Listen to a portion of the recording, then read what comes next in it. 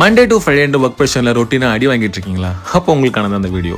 நானும் என் ஃப்ரெண்ட்ஸும் வீக்கெண்டை நேச்சரோட time spend பண்ணலாம் அப்படின்னு யோசிச்சுட்டு இருக்கும் போது தான் பாண்டிச்சேரியில் இருக்கிற சாதனா ஃபாரஸ்ட்டை கண்டுபிடிச்சோம். போகிற வழியில் ஹட்டு, வியூ, ட்ரீஸ்லாம் செம்மையாக இருக்கும், பார்த்துட்டே போங்க. என்ட்ரியில் உங்களோட நேம் அண்ட் எங்கேருந்து வரீங்கலாம் கேட்பாங்க. அது சொல்லிட்டீங்கன்னா உள்ளே விட்டுருவாங்க. உள்ளே போனதுக்கப்புறம் அந்த வியூலாம் செம்மையாக இருக்கும். நிறைய வாலண்டியர்ஸ் நீங்கள் பார்ப்பீங்க. அதில் ஒன் ஆஃப் த வாலண்டியர் உங்ககிட்ட டூரிங்கை பற்றிலாம் எக்ஸ்பிளைன் பண்ணுவாங்க. இங்கே மோஸ்ட் ஆஃப் த ஸ்டேஜஸ் வந்து 6 daysலேருந்து மந்த்ஸ் வரைக்கும் ஸ்டே பண்ணிட்டு இருக்கவங்க இருப்பாங்க. அப்புறம் இங்கே completely vegan, no milk products allowed.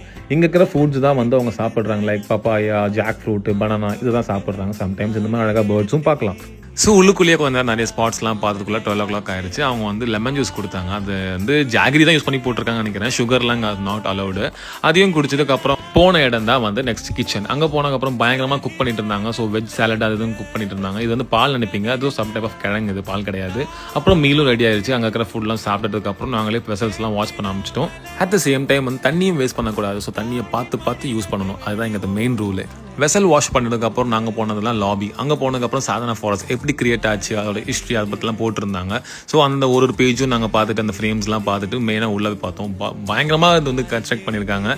இது எனக்கு லிட்டரலி பார்க்கும்போது அனகாண்டா கிளைமேக்ஸ் மாதிரி இருக்குல்ல, எனக்கும் அப்படி தான் இருக்குது. அண்ட் அதுக்கப்புறம் ஹியூமன் வேஸ்ட்டு கூட வேஸ்ட் பண்ணாமல் இங்கே இருக்கிற செடிக்கு உரமாக போடுறாங்க ஸ்டோர் பண்ணி.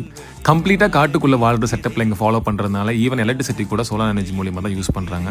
செமையாக இருக்குல்ல அது.